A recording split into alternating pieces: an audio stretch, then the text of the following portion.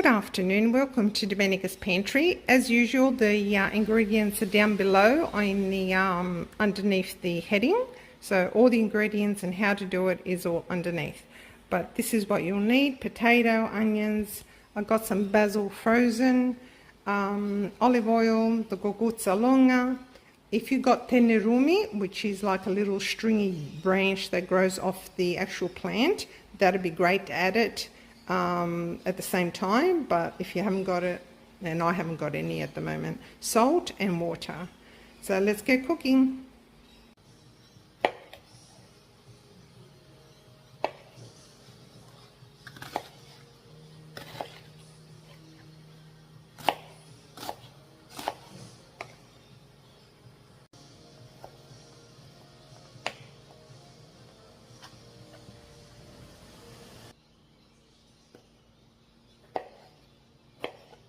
You can either use leftover tomatoes you have that are ripe, or you can use your passata, it's fine. You don't need a lot. For one whole tenerumi you need about 5 tomatoes.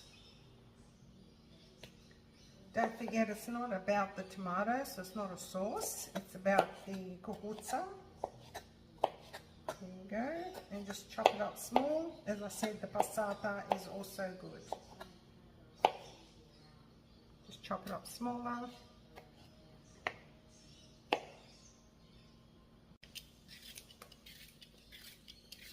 Just peel your potatoes and chop them up small.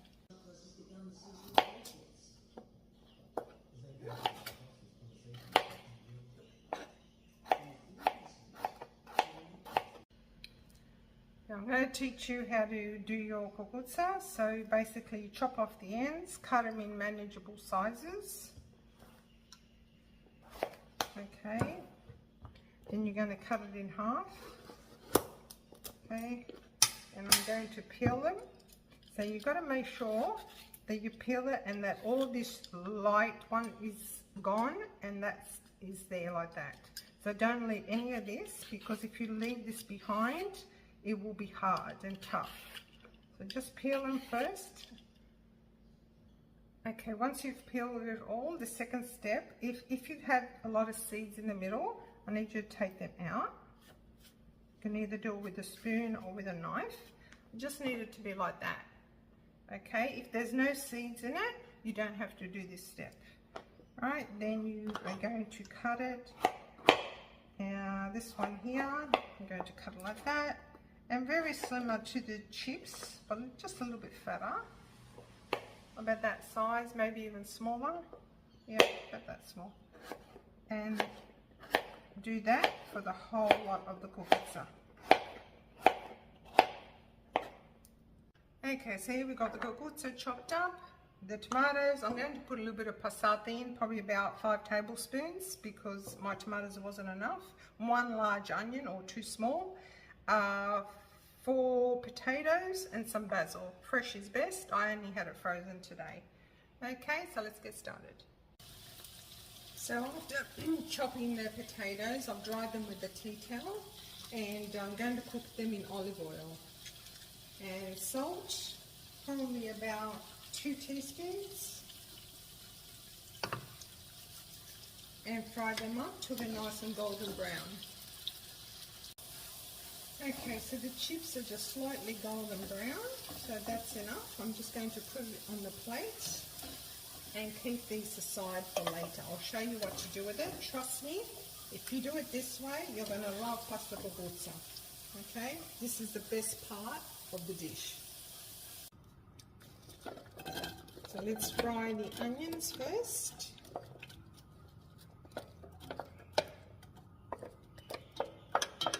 Fry them up till they're nice and soft. Okay, the onions are nice and soft. Now I'm going to add the tomatoes. As I said, I only had 4 little ones, and the basil. I only had 4 little ones, so I'm going to add about 4 tablespoons of the passata. That's it. So I'm going to cook that off. Okay, Okay, and this time you're going to need about a teaspoon of salt, because tomato needs salt. Okay, so let this cook off a little bit until it's soft. So yes, just cook it because it needs that tartness of the tomatoes to go away, that acidity. So just cook it away. It'll probably take about 7-8 minutes. Okay, so at this point we're just going to add the cucuzza.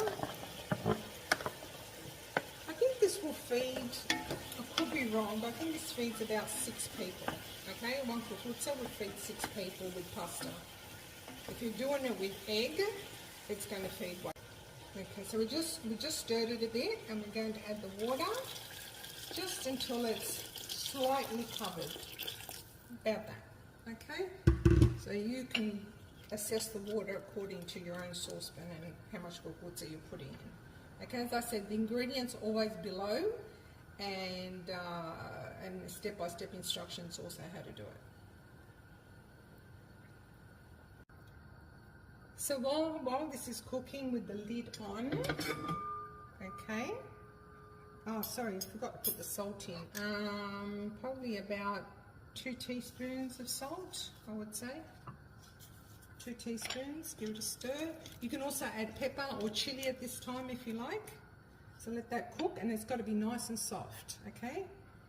So while that's cooking, you just get your chips, which are very dangerous, because while they're here, I'm going to eat them all because they're fantastic.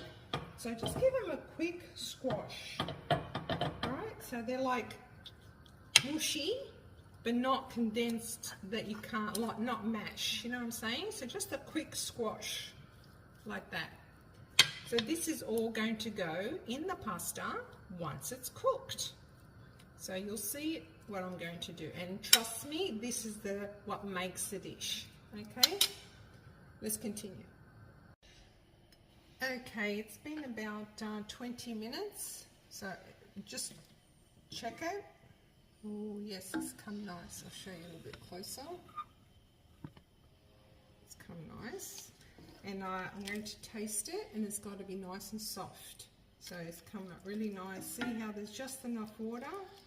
Okay, now to this I'm going to add the mashed up potatoes, and this what it'll do, it'll make it also like creamy. It's like nice and soft.